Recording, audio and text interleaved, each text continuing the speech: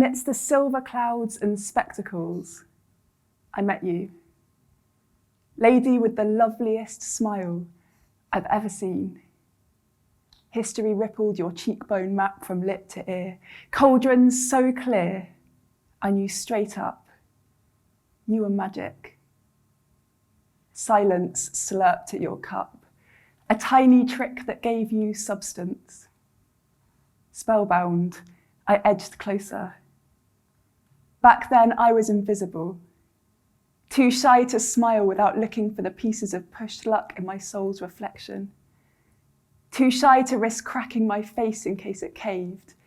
To me, your laughter lines were loud, sudden. They drew me in. The purr of your perfume, the sheathed claw of your beauty hinted at a life not read to girls at bedtime. Your smile was the shock of near bad luck turned good. A black cat walking the right way. A magpie joined in the end by the flutter of a friend. That's when you looked straight at me, like a glass of cold water. I spilled my thoughts in awe. Appalled at my own daring, I told you, I really like your smile. And to my surprise, you gave it to me. I wrote that poem, Spellbound, about an experience I had as a teenager of meeting a stranger who had a profound effect on me just by being there at the right time.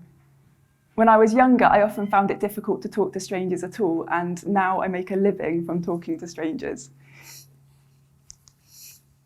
That's me. I travel to places of work, care, learning and play, from hospitals to festivals, creating poems for people live in the moment and introducing them to creative writing. Working as a poet has transformed my relationship with work. For years, I was putting on a brave face in my day job, working into the evenings and then fitting poetry into my nights and weekends. I felt like Bilbo Baggins from Lord of the Rings, butter spread over too much bread.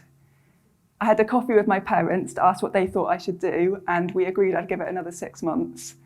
The next day, I called them to say I'd handed in my notice. I've learned that success isn't about the number of hours worked, it's about meaningful moments of connection like the one I described in Spellbound. With the Poetry Machine, I'm not shy about talking to strangers because I felt poetry's effects in my life and I want to bring them to others. I still work long hours sometimes, like when I'm preparing for a TED Talk, but I look after myself so I can hold space for others. When I'm stressed, I draw on a poem by Mary Oliver titled The Summer Day, which describes someone skiving off responsibilities to frolic in nature. The poem ends, "Tell me, what else should I have done? Doesn't everything die at last and too soon? Tell me, what is it you plan to do with your one wild and precious life?" The greatest honour and challenge of my journey as a poet so far has been working as poet in residence at my local NHS trust during the COVID pandemic. At the start of the first lockdown, I created a poem in collaboration with the intensive trauma unit at the Bristol Royal Infirmary. The poem was given to patients and families along with hearts knitted by members of the community.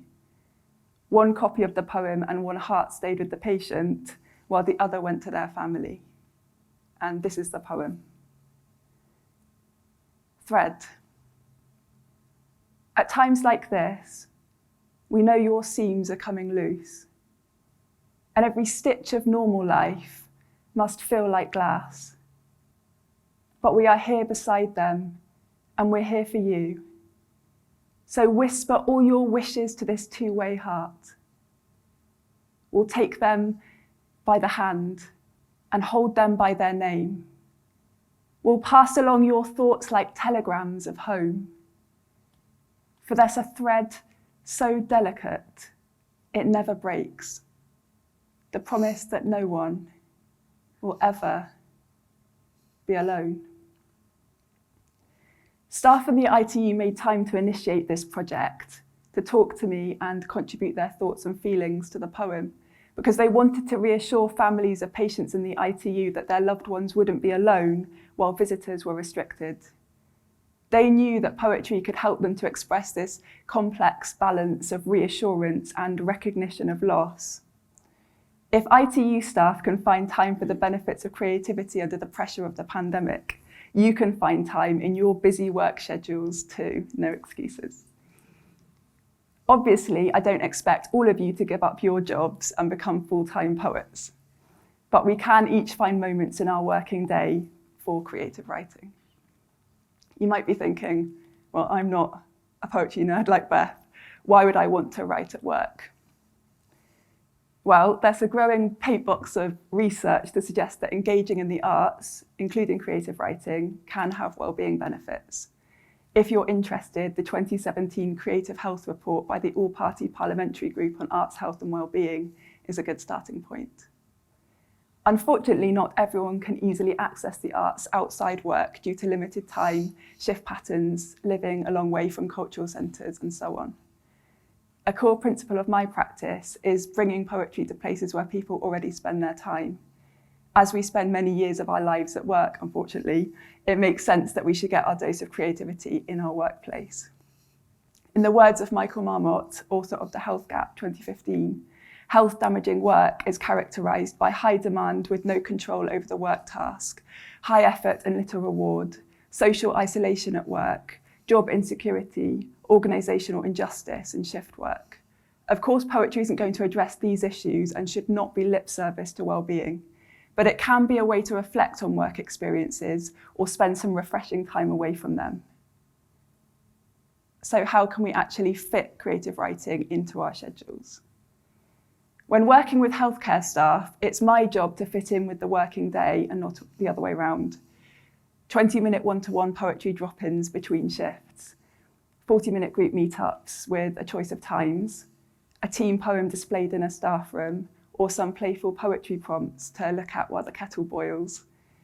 A note here that writing at work must always be voluntary. Words can tap into emotions, sharing can reveal us to others, and must always be a choice. Sharing can only take place within an environment where staff know they can share openly and without judgment. In feedback, healthcare staff have said they value the chance to do something creative and different from their day-to-day work, connect with peers, pause and reflect in a safe environment, feel appreciated and feel listened to. These themes ripple across feedback from people I spend time in other workplaces with. I get to meet workers in lots of different roles, administrators, customer service staff, managers, construction workers, maintenance staff, porters, cleaners, doctors, teachers, lawyers, etc. We can write about our experiences in the workplace to understand how we feel about our work, how we relate to our colleagues, how we can learn from these experiences. Someone I worked with called Katrina Curtis, a consultant respiratory physician, explored her relationship with work by writing a beautiful poem about her stethoscope, which was later published in These Are the Hands, Poems from the Heart of the NHS. I was so proud to hear her read this poem at a celebration of the anthology alongside the writer Michael Rosen. I asked Katrina if she'd like to say anything for me to include in this talk, and she said, "Finding poetry has given me an outlet to tend to my creative side and process some of the emotions that emerge from a career in medicine, being able to find the words and constructs to express feelings that are hard to explain. It's also opened me up to a world of creative friends and colleagues and made my working life so much more interesting and fulfilling." Just as importantly, we can also write about our lives beyond the workplace. Particularly during the high-pressure environment of the pandemic, some staff members valued the poetry groups as an escape from work, playing and connecting with other elements of their identities. To close, I would like to suggest some poetry activities for you to try at work. Writing doesn't need to be complicated. For example, how about magnetic poetry on the fridge to tinker with en route to your sandwich? A lunchtime group where someone reads from their favourite book and everyone writes in response. A collective poem like a manifesto where everyone contributes one idea. A poem of the week on the wall which everyone can suggest poems for. A fun monthly writing prompt. a show and tell where people bring something to describe, because some of us feel more comfortable speaking words than writing them. You could even write your next out-of-office email or close today sign as a poem. I did this when I was really in need of a break and worried about stopping. While I was away, collaborators actually emailed me saying how much they loved my auto-reply. Even if you don't share it, reflecting on your needs may help you recognise the value of taking some time away so you can return refreshed. So I'll leave you with this out of poem. Thank you for listening. Out of office. Thank you for the words you've left me, a time capsule tucked in the digital pigeonhole of my future past, your present. When I read it, I'll be freckled, hopefully, more likely windswept, rained upon, with mud's handprints in my hair and wild water in my streams. I'll unfold your message carefully and hold its words towards the light to catch the possibilities they bring. In the meantime, if there's something so urgent and your world is so persistent that you need me right away, I give you permission to give yourself permission to go outside, fill your rivers, fling the homing pigeon of perspective into the wind. Let it lift you, hold your words towards the light. After that, if it still feels urgent, here's the number. Call it when you need and quote the magic words. If you help me, I'll send chocolate. Thanks very much, everyone.